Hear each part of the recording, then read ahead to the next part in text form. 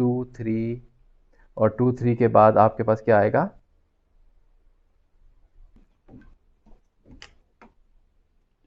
2 3 के बाद आपके पास क्या आएगा, 2 7 2 7 और उसके बाद आपके पास आ जाएगा 3 7, ठीक है, 3 7 और फाइनली डबलेट जब कंप्लीट हो गई, ऑर्डर पेयर कंप्लीट हो गए, तो ट्रिपलेट ट्रिपलेट में आएगा 2 3 एंड 7। तो ये सारे के सारे पॉसिबल सबसेट को जब हम एक सेट के अंदर रख लेंगे, ठीक है, तो ये जो चीज़ होगी इसे हम पी ऑफ ए से डिनोट करेंगे, यानी पार सेट ऑफ ए। ठीक हो गया। अब जो पार सेट ऑफ ए की कॉर्डिनलिटी है, यानी पी ऑफ ए के कॉर्डिनलिटी है, वो क्या हुआ करेगी, वो 2 रेज़ टू पावर एन होगी, या यूँ कह लें 2 रेज़ टू पावर कॉर्डिनलिटी ऑफ आ ए हुआ करेगी। ए की कॉर्डिनलिटी यहाँ पे क्या थी, 3, तो यहाँ पे अगर मैं 2 रेज़ टू पावर 3 रखता हूँ तो मेरे पास 8 आएगा। तो कितने एलिमेंट्स हैं, 1 2 3 4 5 6 7 8, 8 एलिमेंट्स हैं जो यहाँ पे शो हो रहे हैं, जो कि पार सेट के एलिमेंट्स हैं। ठीक है, तो ये सारे के सारे जो एलिमेंट्स हैं ये एक्चुअली इस पार सेट के ए के पार सेट के एलिमेंट्स हैं।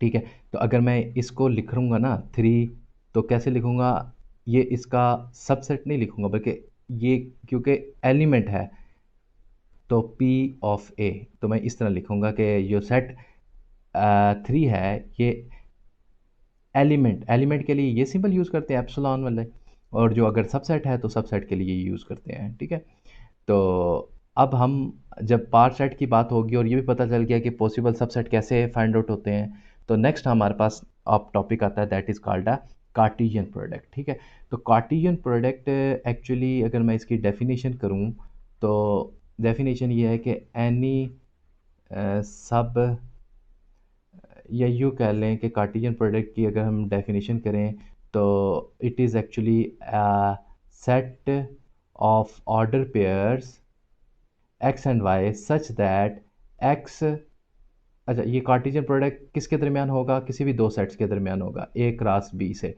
ए आपके पास एक सेट है, बी दूसरा सेट है, तो Cartesian product A cross B किसके को होगा, set of all order pair X and Y such that X belong to A and Y belong to B. ठीक है, मसलन अगर आपके पास ए सेट है जिसके अंदर 2 3 एंड 7 है, और बी सेट है जिसके अंदर सिर्फ और सिर्फ टी एंड डब्ल्यू है, तो ए क्रॉस बी जो होगा वो क्या होगा, ऑर्डर पेयर्स होंगे 2 टी 2 डब्ल्यू 3 टी 3 डब्ल्यू, फिर 7 टी फिर 7 डब्ल्यू।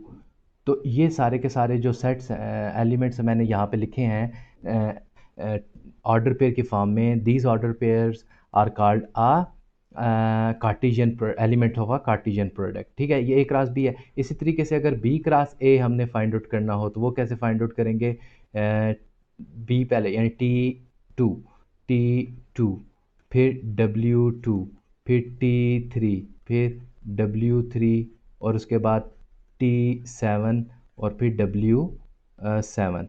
तो आप यहाँ से नोट कर सकते हैं कि ए क्रॉस बी जो है not equal to B cross A. But एक इंटरेस्टिंग चीज़ यहाँ पे नोट करने वाली है कि cardinality of A cross B is equal to cardinality of B cross A, क्योंकि ए क्रॉस बी के अंदर टोटल एलिमेंट कितने आपको नज़र आ रहे हैं, 1 2 3 4 5 6, तो बी क्रॉस ए के अंदर 1 2 3 4 5 6, तो 6 एलिमेंट दोनों में बराबर हैं, एक है ए क्रॉस बी और दूसरा है बी क्रॉस ए।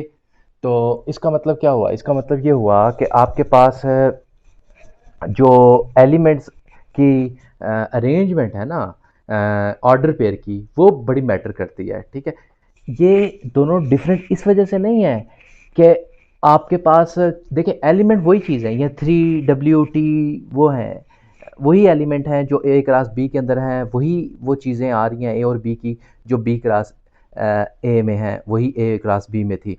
लेकिन यहाँ पे अरेंजमेंट बड़ी मैटर कर रही है। ए क्रॉस बी के अंदर जो 2 एंड टी आ रहा था वो किस तरह आ रहा था, 2 टी, यानी पहले 2 आ रहा था फिर टी आ रहा था, जबकि बी क्रॉस ए के अंदर उसका ऑपोजिट हो गया, यानी कहने का मतलब है टी पहले आ गया और 2 बाद में आ गया। तो अब नेक्स्ट टाइम जैसे हमने एक रूल डिफाइन किया था पॉसिबल सबसेट का, तो अगर आपने ये देखना है कि कितने नंबर ऑफ एलिमेंट्स आ रहे हैं ए क्रॉस बी के अंदर, तो ए क्रॉस बी की कॉर्डिनलिटी का जो फार्मूला हम यहाँ पे लिख रहे हैं वो है cardinality of A into cardinality of uh B.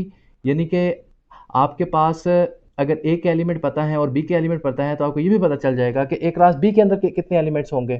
ठीक है, तो अब ए क्रॉस बी के अंदर कितने एलिमेंट्स होंगे, जितने एलिमेंट्स ए में हैं और जितने एलिमेंट बी में हैं इन दोनों को मल्टीप्लाई। अब जब हमें कार्टेशियन प्रोडक्ट का पता चल गया तो हम नेक्स्ट जो बात करेंगे वो करेंगे रिलेशन की। What are the relations?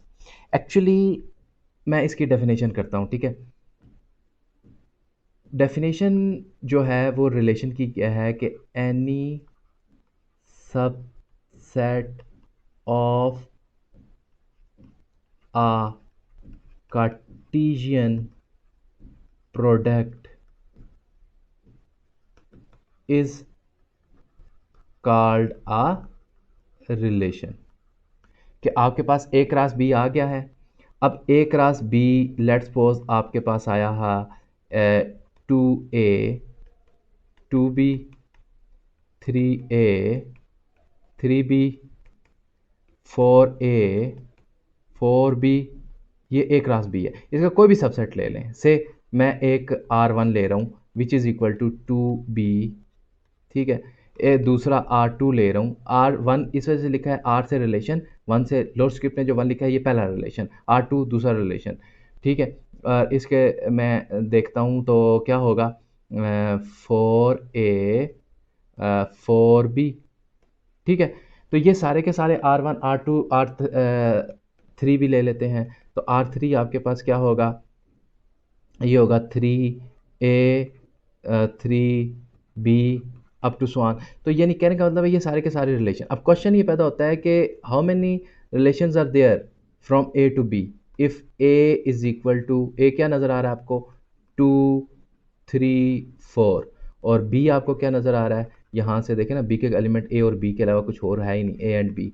तो अब मैं अगर आपसे पूछता हूँ कि बताएं जी कि how many possible output, how many possible subsets of A cross B, तो आप क्या कहेंगे, नंबर ऑफ एलिमेंट काउंट करेंगे 1 2 3 4 5 6। तो अभी पार रूल की जो मैंने बात की थी, पार रूल के अंदर क्या है, ऑल पॉसिबल सबसेट ही होते हैं ना। तो इसका मतलब ये हुआ कि आपके पास ए क्रॉस बी के जो पॉसिबल सबसेट्स हैं वो कितने होंगे, 2⁻8। ठीक है, 1 2 3 4 5 6, सॉरी 2⁻6। 2⁻6 का मतलब क्या है, 2 into 2 into 2 into 2 into 2 into 2, 2 2 ज़ार 4 4 2 ज़ार 8 8 2 ज़ार 16 16 2 ज़ार 32 32 2 ज़ार 64। तो टोटल 64 डिफरेंट टाइप के रिलेशंस पॉसिबल हैं ए और बी सेट के दरमियान। और वो जो रिलेशंस हैं ना उन्हीं में कोई ना कोई फंक्शन होगा। अब फंक्शन क्या है, फंक्शन की जो डेफिनेशन है वो इंशाल्लाह हम अगले वीक के क्लास के अंदर डिस्कस करेंगे। यहाँ तक हम वो चीज़ें डिस्कस कर रहे थे जो बहुत बेसिक्स थी। ठीक है, आपके पहला लेक्चर था, इसमें हमने रिलेशन तक पहुँचे। और जब मैंने आपको लिमिट के बारे में बताया था कि लिमिट फंक्शन पे अप्लाई होती है, तो फंक्शन को जानने के लिए हमें रिलेशन का जानना ज़रूरी है। तो आज आपने रिलेशन के बारे में पढ़ा कि एक्चुअली रिलेशन ये है, वो क्या है, सबसेट है किसका, कार्टेशियन प्रोडक्ट का। अब आपको पता चल गया होगा कि कार्टेशियन प्रोडक्ट क्यों पढ़ा, क्योंकि हमें रिलेशन के बारे में पढ़ना था। फिर कार्टेशियन प्रोडक्ट कहाँ से बनता है, सबसेट से बनता है, यानी कि दो सेट्स से बनता है, इस वजह से हमें सेट को भी डिस्कस करना पड़ा। तो इंशाल्लाह हम जब नेक्स्ट क्लास में आएंगे तो इसी टॉपिक से, इसी जगह से स्टार्ट करेंगे और फंक्शन की डेफिनेशन देंगे। किसके लिए फंक्शन की डेफिनेशन देंगे, पहले हम इस फाइनाइट सेट के लिए, फिर इनफाइनाइट सेट के लिए, और फंक्शन को रिप्रेजेंट करने के क्या तरीके हैं वो इंशाल्लाह नेक्स्ट वीक की क्लास के अंदर हम डिस्कस करेंगे। अभी आज के वीक के लेक्चर हम यहाँ तक ही रखेंगे और